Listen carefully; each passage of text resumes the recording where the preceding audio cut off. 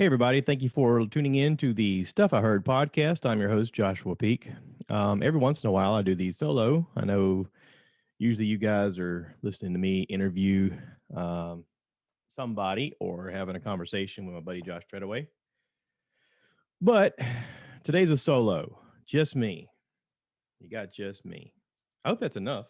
I hope that's cool. I hope that you're driving down the road and you're like, man, I wish I could listen to Josh talk about something because, golly, I am missing him. Well, guess what, folks? I'm getting back in the swing of things. I am supposed to have my eye surgery this coming Wednesday. I'm supposed to have a lens put in my eye. My right eye has been injured since October 13th.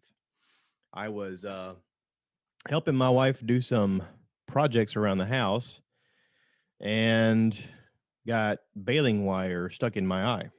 Some of you who know me personally have seen me and have heard me talk about it at length. If you've listened to this podcast, you've probably heard me talk about it. If you've seen me on YouTube, you've probably seen the video. I made a video that day saying, this is the wire. This is the exact wire that went into my eye.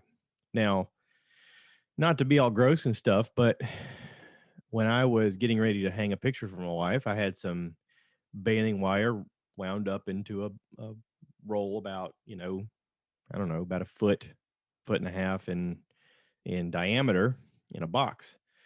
And I unraveled some to go on the back of a picture, hooked one side, so I kind of could gauge my length, and stretched out the wire on the back side of the picture and cut the wire, thinking, okay, I'll just cut this wire and then I'll hook it to both sides of the picture and then we'll be good to go. It'll just look great and I'll be able to hang this picture and I'll be done with my honeydew list for the day. Because this was literally the last thing we had on our list of things to do that day. So when I cut the wire, it sprung back. And when it sprung back, it went inside of my eye. Like it punctured the cornea and everything, damaged the retina. It's one of those things where oftentimes you're doing stuff around the house and you get debris that kicks back and, gets you in the eye, and your initial reaction is to jerk away and go, oh, because you're protecting yourself. Your body's natural subconscious muscle memory is just to protect itself from injury. So when I jerked away, it didn't stop from hurting, and I danced around in the garage for a little bit, going ow, ow, ow, ow, ow. And my first thought was, why do I feel a vibration in my head? Like I could feel bone underneath, I guess, the ocular area vibrating, and I could feel it vibrating from the wire. And I couldn't open my eye because it hurt so bad. But like as a basically a guy in shock, I reached around and I touched it, and I felt it vibrate more. And I was like, it dawned on me, it's still in me. So I had to grab a hold of it and pull it out. And I thought, my first thought was, oh, that's not good. And my second thought was, oh, I've just derailed our lives, mine and my wife's lives, from this point on by this freak accident. And it was terrifying. I wanted to cry. I wanted to be angry at someone other than myself or some weird chance. And I couldn't. It wouldn't have done any good. I did have the presence of mind to not to rub my eye, because of course, anytime you're irritated in your eyes, you want to rub it because you're like, this is, usually it's debris. And if you can rub it, you can get to the edge and kind of flick it out. I didn't do that. I did look at my hand to see if there was blood. Of course, my hand was kind of dirty, and I thought, well, that's not good. Let me get a paper towel. I had a paper towel there, put a paper towel up, didn't see any blood, and I thought, I don't know if that's a good thing or a bad thing. Does your eye bleed? Suddenly my brain turns into Wikipedia trying to look up facts that I don't have. And I was like, okay, well, what do I do now? So I came inside and I told my wife, I said, I've had an injury. I think, and I had a hard time processing the words because I kept saying, I'm freaking out, I'm freaking out, I'm freaking out. And she's like, what? Because she didn't know. And when we finally went to the doctor and, got everything rolling, one of the things the doctor first said was, this is probably going to take you 4 to 6 months. And we heard 4 to 6 weeks. That's what we wanted to hear. We wanted to hear that this was going to be an easy fix. But at that moment, I was terrified I was going to lose my eye. And it wasn't until I had a surgery that day, and then 2 days later had another surgery. The first surgery was just to close the globe because fluid was leaking out of it. The second surgery was to fix the retina. The retina had detached. This was to fix the retina and clean out the cornea because I had a cataract forming. And it was scary. I had to wear this weird eye patch thing on my face so that I wouldn't accidentally rub on my eye or bruise it when I'm in the middle of my sleep. You don't realize how often you do touch your face or rub your face on your pillow when you're asleep. So I had to wear this weird shield thing over my eye, which was disturbing. Went back the following day, and they took the bandage off, and I was in tears because I could actually see out of that eye. Now, it wasn't perfect. It was at best a blurry vision of everything, but it was a vast improvement from what it was before the surgery. Up until that second surgery, I was in a lot of pain because the cataract forming is basically proteins flooding the eye and blood. You could see in my eye a level of blood like rising up like lava. I mean, it was pretty gnarly. And I know right now, if you're driving down the road and you're listening to this, you're like, dude, bleh, stop talking about this. This is disgusting. I know, and I'm sorry. I said all that to say this. I'm getting near the end of this, and it's been almost 6 months. If this happened, like I said, October 13th, then mathematically, mid-April should be 6 months. With that being said, also, my disability runs out mid-April. So the time is getting close for me to have to go back. Otherwise, I'm out of money. And I'm freaking out a little bit because my doctor had problems getting the lens. There was this huge storm out west, and apparently they didn't understand how to track mail or how to get mail or whatever. So my last appointment was on March 4th. I was supposed to have surgery March 17th, and here we are. It's the 29th, and they called me last week and said, "Oh, we got it." I don't know why it took mail over 20 days to get to them, but now they've got it. I made a call one time and I said, "Listen, I'll drive to California right now and be back and still be back in plenty of time because you guys have no idea where it's at or when it's going to be there. And at least if I do it, I know I've got it in my possession."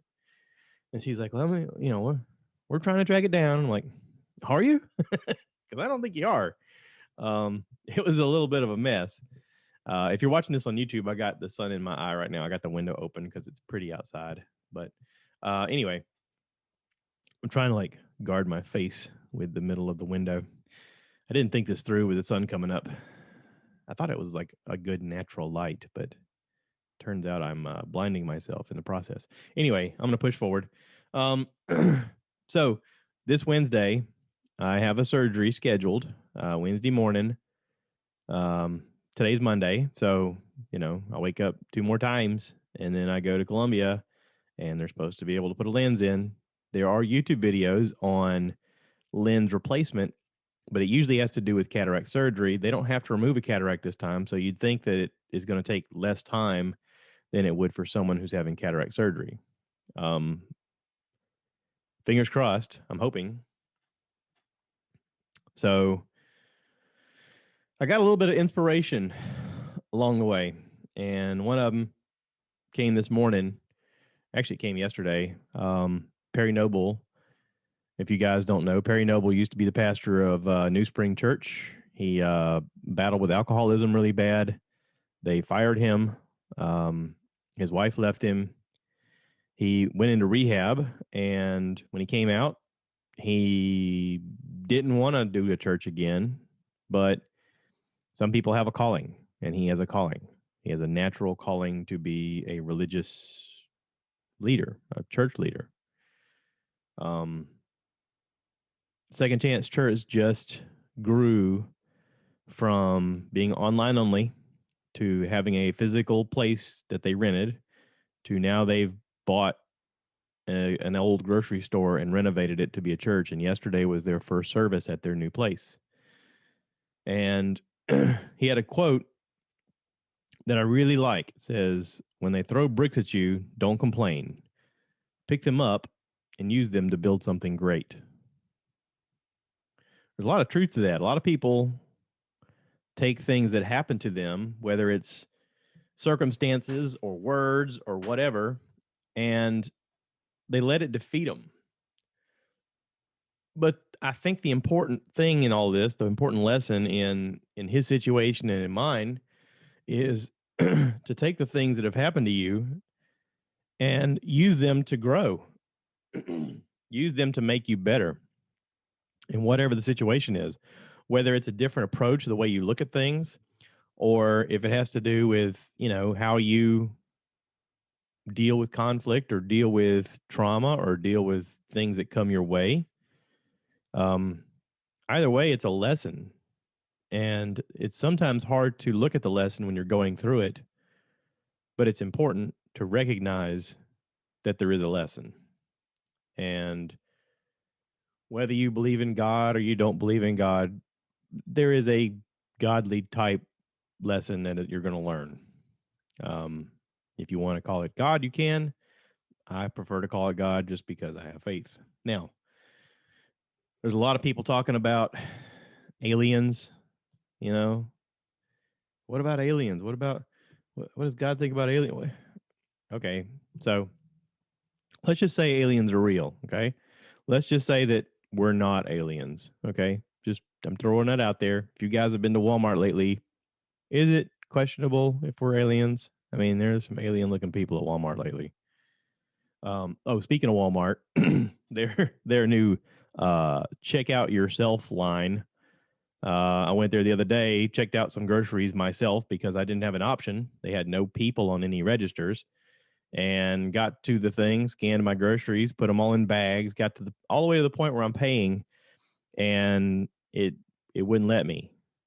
And this lady come over, I flagged her down finally after she helped 5 other people because there's only one lady up there for 12 registers. She come over and she goes, "Oh baby, this one's down. You got to go to another one." I really wanted to just leave my groceries right there and go, "No, I'll just go somewhere else." I mean, I really wanted to do that. I was so I was so pissed off about oh, you just got to do all this work yourself again because it ain't enough that you're paying for it and bagging it yourself and having to look up your stupid codes for your vegetables and all that other stuff. No, no, no, no. You've done all that and you've not liked it, but you've gone along with it because this is the way things are going.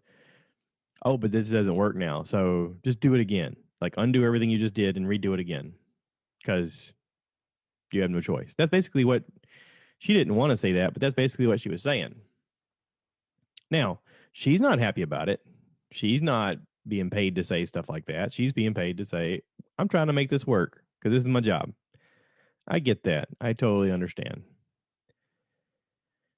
But as we move towards this stage of automation and stage of growth, it is going to be difficult for us as consumers, for them as employees, for the company trying to figure out the best way to move forward.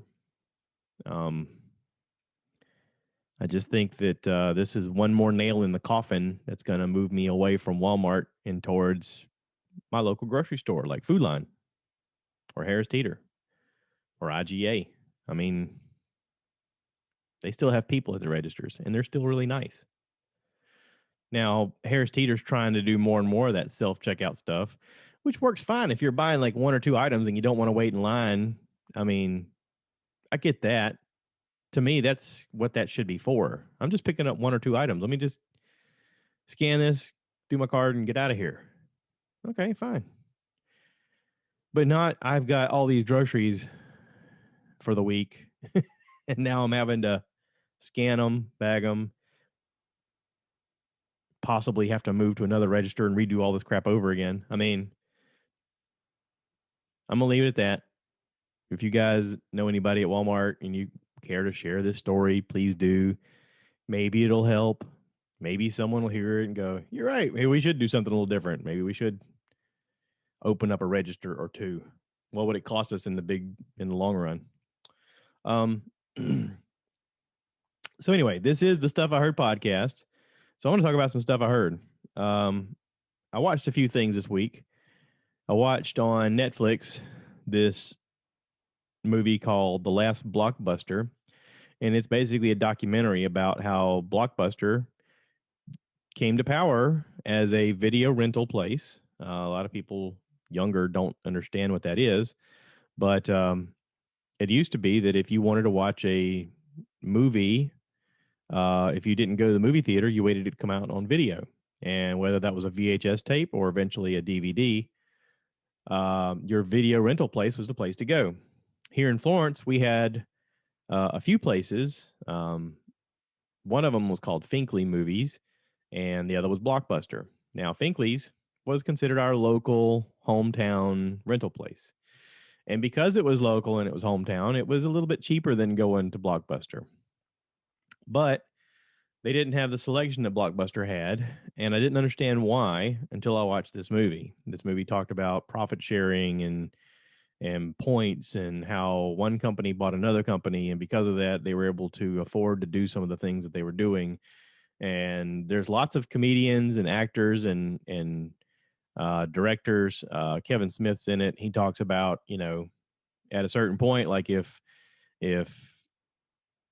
Terminator 2 was coming out, your local mom and pop's video rental place would splurge and they would get 3 copies, because for them it cost them $100 per movie to get from the studio.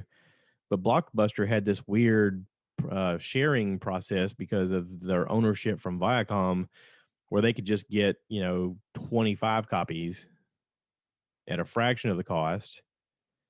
And if you went to your mom and pops and they didn't have it, you went to Blockbuster and you rented it. And that's kind of what happened here between Finkley's and Blockbuster. Is Blockbuster just put them out of business. They just had more selection all the time of the newest stuff. And eventually Finkley's just went away. Well, as the story goes, eventually Blockbuster went away. And a lot of people blame Netflix and Redbox and stuff like that, which did hurt them a little bit, but it also had to do with the stock market crash, where money was tied up into their company from other companies, and it eventually cost them their company. It's a very interesting story. There is still one Blockbuster open in America in Bend, Oregon, and there's lots of celebrities that go there to, oh my God, I can't believe you guys are still here, and they take photos. A lot of YouTube celebrities, I should say. But in this movie, I mean, people who are doing the interview process go there, and there's a very nice lady who runs a place. She's basically employed the entire town at some point or another, or their kids or their grandkids, working in this Blockbuster, and they're still going. And there's some people that believe that they may make a resurgence, kind of like records have done. I don't think so, but there's some people that believe that. So anyway, it's kind of an interesting show. If you're interested in Blockbuster or curious about it, it's a cute little thing, and it tells you all the highlights, and it interviews the right people, and it even pokes fun at itself, and it's cute. On the CW, Superman and Lois has had their latest episode. We're getting ready for a break. The app that I'm watching it on shows me when the new episodes come out. So we're at March. Like I said, today is March 29th. So tomorrow would have been March 31st. They're coming out on Tuesdays. You would think that's when the new ones are, but no, the next episode shows like May something. It's already got the date listed as when it's going to air. I'm not exactly sure why. Probably because of basketball tournaments on TV. It's on the CW, so maybe they were like, we can't compete with basketball. Let's just wait. We'll re-air these on this channel, and then come May we'll have the new episode, and maybe by then the buzz will be around and people will watch it. So listen, Superman and Lois is pretty decent. If you want to check it out, it's a neat story. I'm enjoying watching it. So, and I've talked to a few people, and they're like, I like watching it too. It's pretty cool. It's a neat concept. Clark and Lois move back to Metropolis, and there's got a multiverse element into it, because there's a There's a dude that's Lex Luthor from a different universe who's in his world, Superman's the complete bad guy. And there's a lot of television and movies moving towards this multiverse possibility of things happening in different places. So, with that being said, let me say this. The Zack Snyder cut of Justice League came out and I watched it.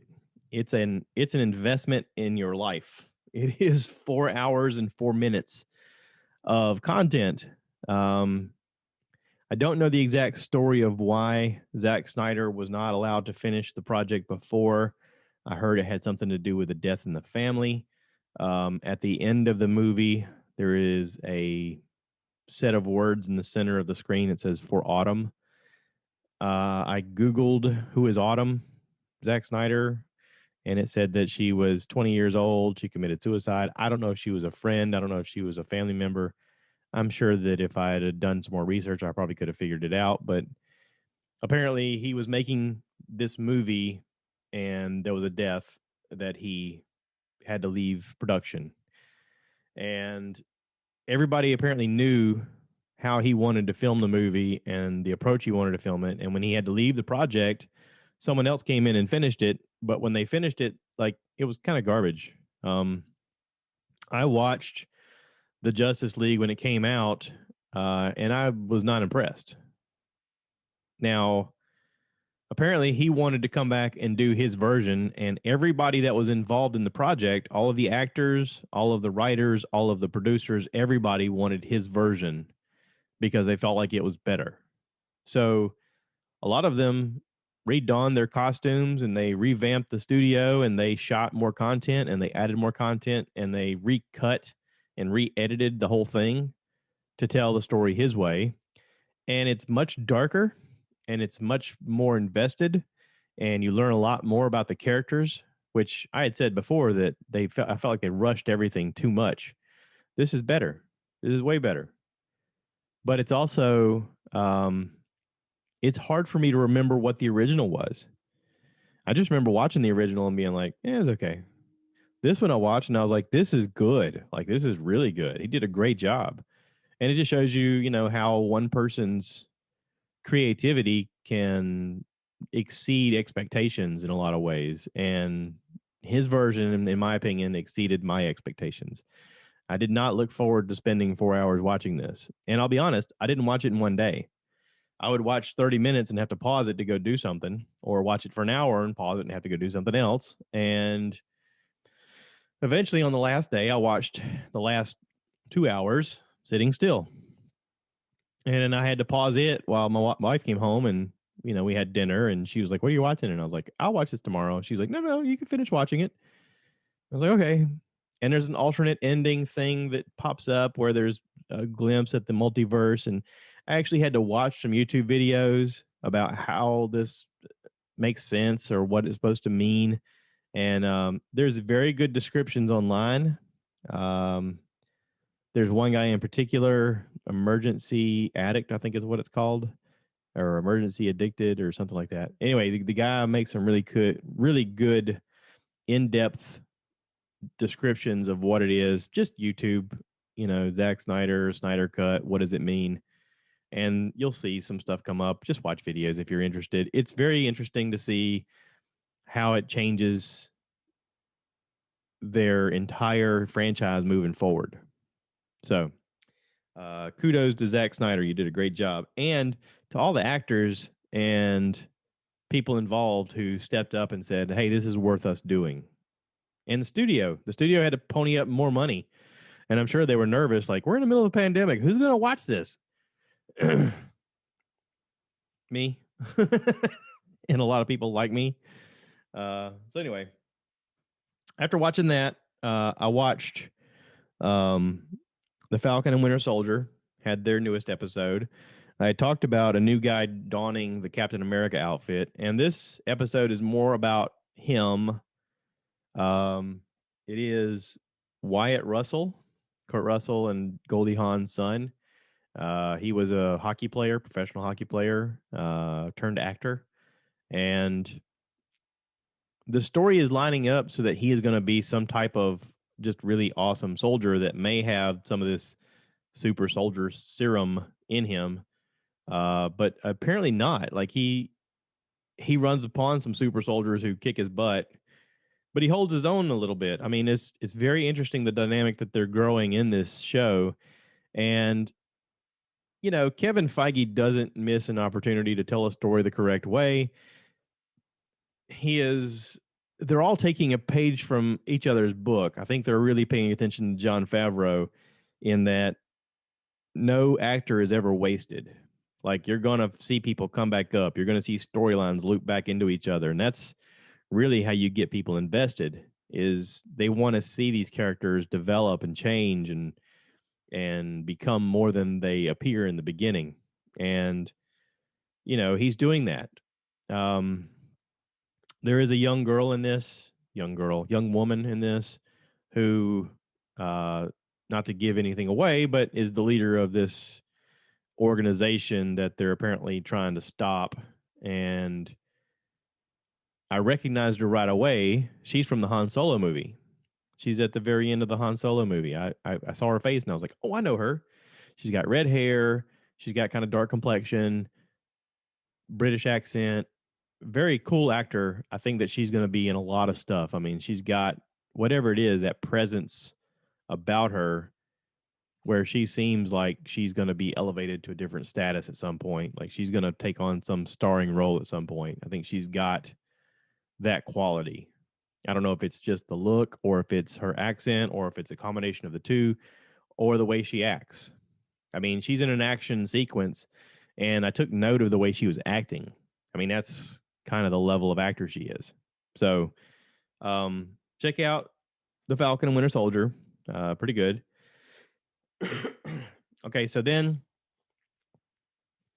I did I went on my TV and watched Wolf of Wall Street. Now, The Wolf of Wall Street came out in 2013, and it's the real life story of a guy named Jordan Belfort, played by Leonardo DiCaprio. And it's about Wall Street. It's about this guy who wanted to become a stockbroker. He wanted money. He wanted to be able to make money. He wanted to be able to provide for his wife. And he got in right when the stock market crashed in 87 and was suddenly out of work and was nervous about what to do next. So he went looking for a job, and his wife helped him find this thing in the paper about going to work for some company selling penny stocks. And he was like, what's a penny stock? And he soon realizes that there's an angle that he can turn on this penny stock stuff where he can make a lot more money than he ever thought about making on Wall Street, because at the time, penny stocks weren't really regulated. They were really seen as like throwaway garbage stocks. But he realized he could sell these garbage stocks to people because he was a good salesman. And he got salesmen who had nothing to do with the stock market come on board and help him sell more of this garbage stock to people. And after a while, he was like, wait, like his wife pointed out, why don't you go after the people? She's like, I don't like the fact that you're going after people that don't have the money to spend. Go after the people who have more than enough to spend and get them to buy the garbage stocks. And that's when he suddenly revolutionized the idea of, well, let me teach these guys what to say, how to say it, how to sell it, and we can all make money. And with that money became excess. It became drugs. It became, women. It became just debauchery right and left.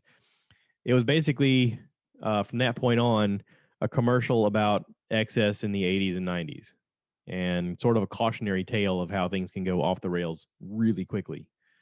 I felt like I was just watching a commercial for the word debauchery. I mean, that was just this guy. It's amazing what he was able to do.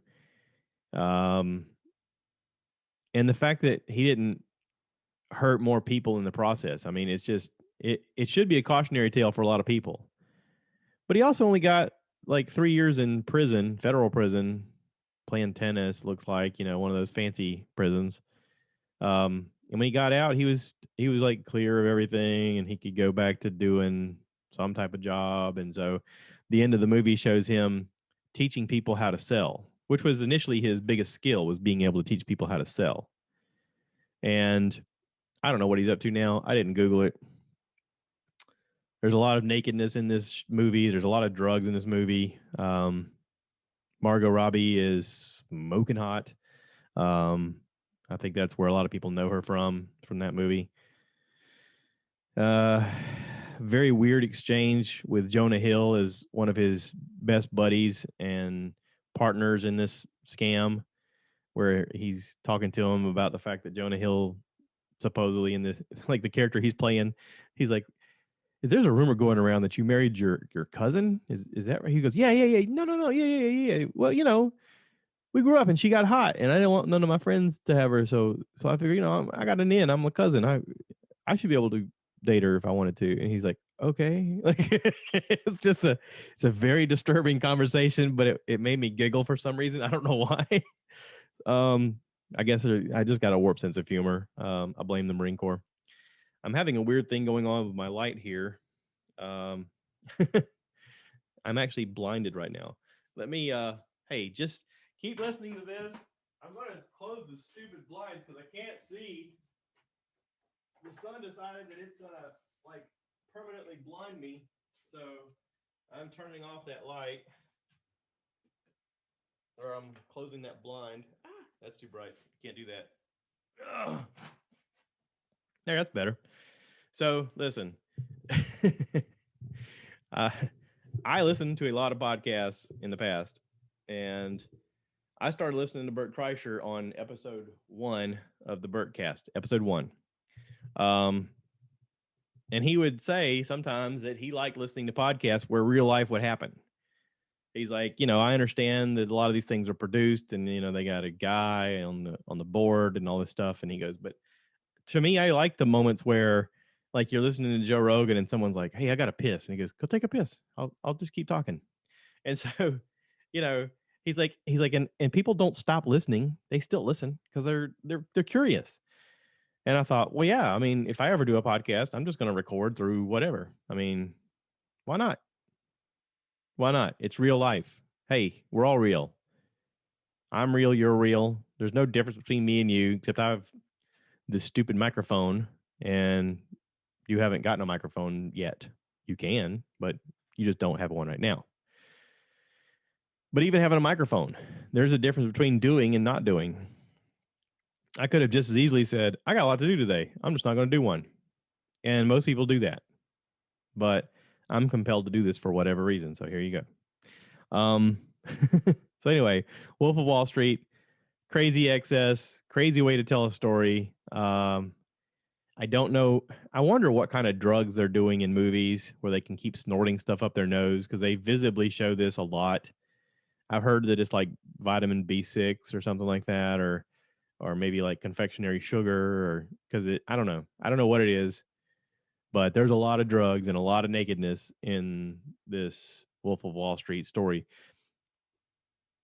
But if they just told the story of him doing the sales pitch and talking to people about their money and getting them excited about their money, it should be a cautionary tale to a lot of people about not falling for traps, not falling for people to catch you off guard or get you in an emotional state about your money.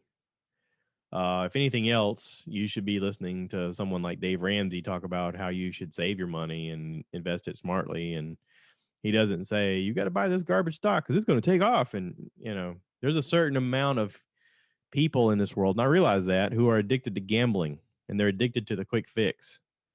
And I guess if anything else, this guy, Jordan Belfort, he preyed upon people with that sensibility.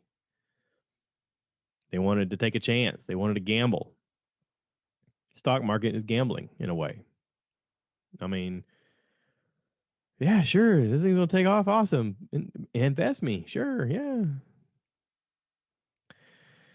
So anyway, I know nothing about the stock market except that I have money in 401k and IRAs. So anyway, I watched a very funny comedy show on Netflix. Nate Bargatze, The Greatest Average American. He talks about being in quarantine. He talks about being a dad.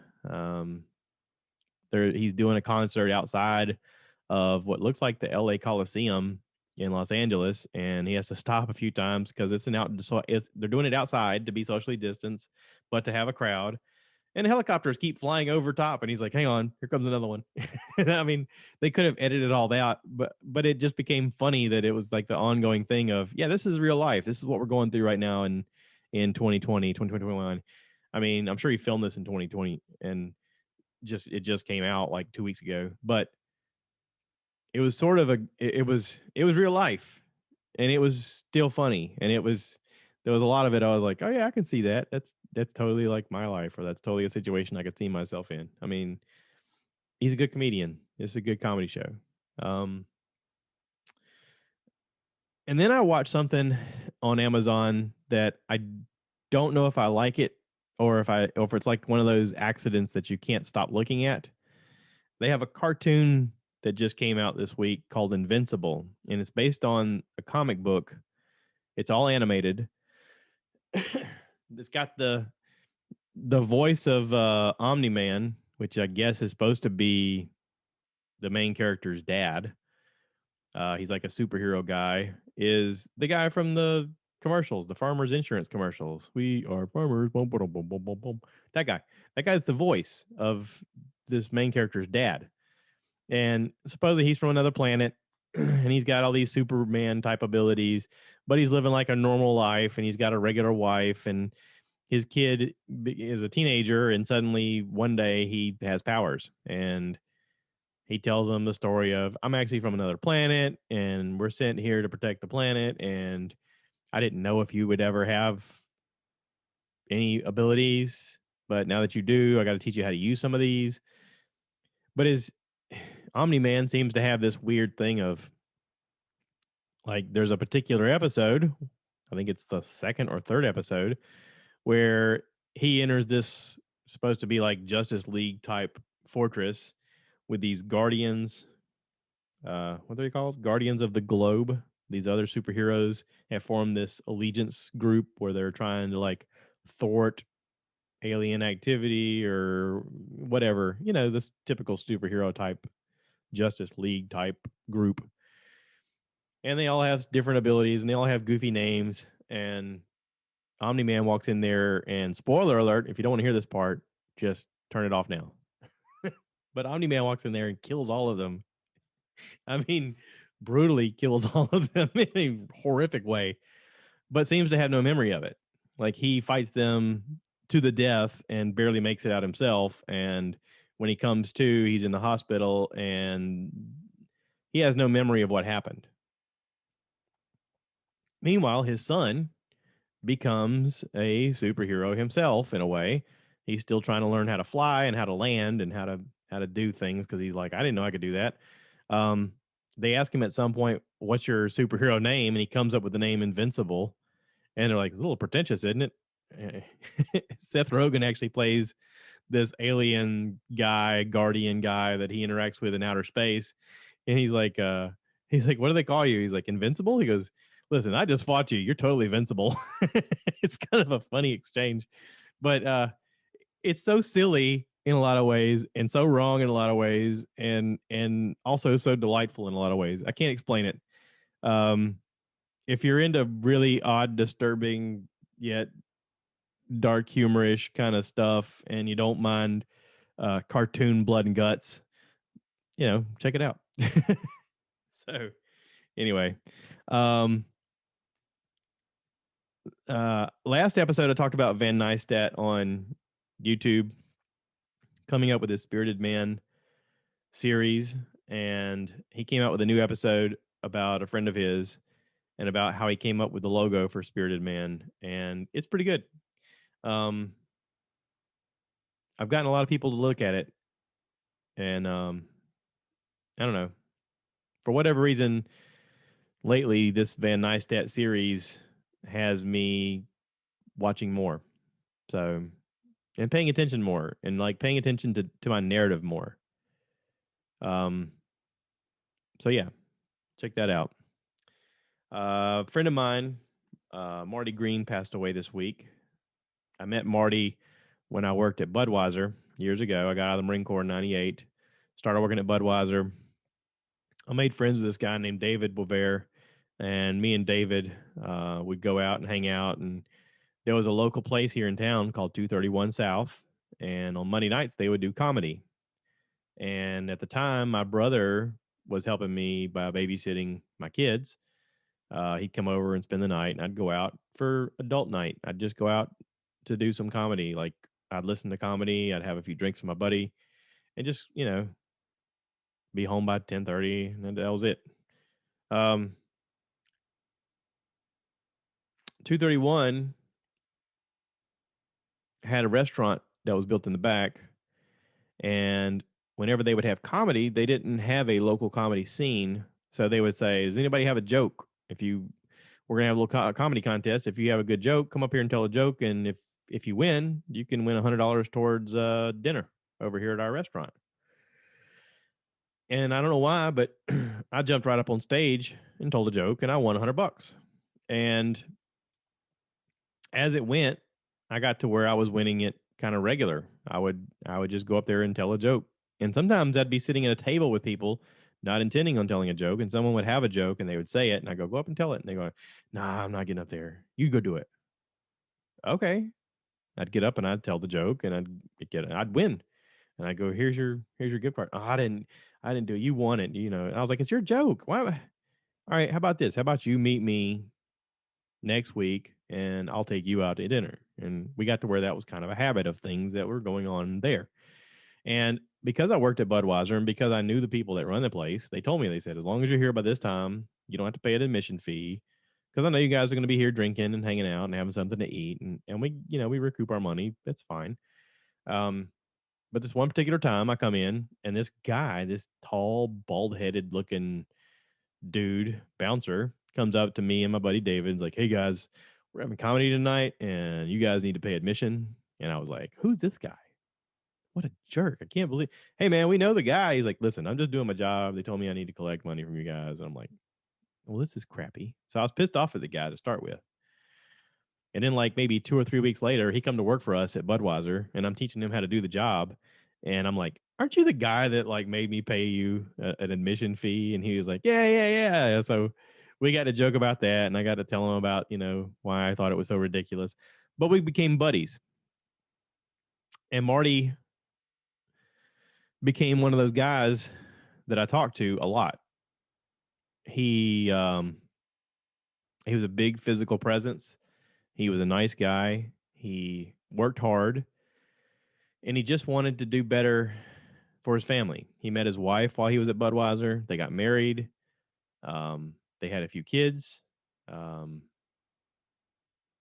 there's a lot more I could tell you about that, but I'm not going to. I later worked with him at Coca-Cola, and he went to work for the railroad. And when he went to work for the railroad, it was about the same time I went to work for IFH, PFG. We saw each other less, but we would bump into each other at the store or at some festival downtown or something. And whenever I saw him, we would stop and we would talk, and it was literally like no time had passed at all. Like we were mid conversation every time we saw each other. And no matter what he was doing with his kids or his wife, he would stop and he would look me in the eye and he'd shake my hand and he would talk. He'd get a smile on his face and he was like, "It's really good to see you." And he would talk to me like I was the only person there. And he smoked a lot. I remember that. And he got stage 4 lung cancer and he passed away this week. And I loved him. He was a beautiful human being. He was he was impressive in a lot of ways and in ways that I can't really describe. Um, I'm sad for his wife Shannon. I'm sad for their kids. Um, the funeral's Wednesday, same day as my eye surgery, and I'm sad that I'm not going to be there to pay my respects. I reached out to a friend of ours, Bruce Monson. We worked together also at Coke and Budweiser, and Bruce went on to work for a pharmaceutical place. Um, Bruce actually became one of Marty's neighbors. He bought a house specifically near Marty so they could be buddies that lived near each other. And I reached out to Bruce and I was like, Bruce, I'm so sorry. And he's like, well, Marty didn't want anybody to know he was going through this. So, anyway, not to end this on a bummer, but rest in peace, Marty. And with that being said, I'm going to sign off. Thanks for listening. Watch some of this fun stuff if you want to. Come Wednesday, if you want to pray that my surgery goes well, I'd appreciate it. If you want to say a little prayer for Marty's family, please do. And with that being said, I'm off. Please remember, rate, review, subscribe, share with your friends. And as always, cue the camera.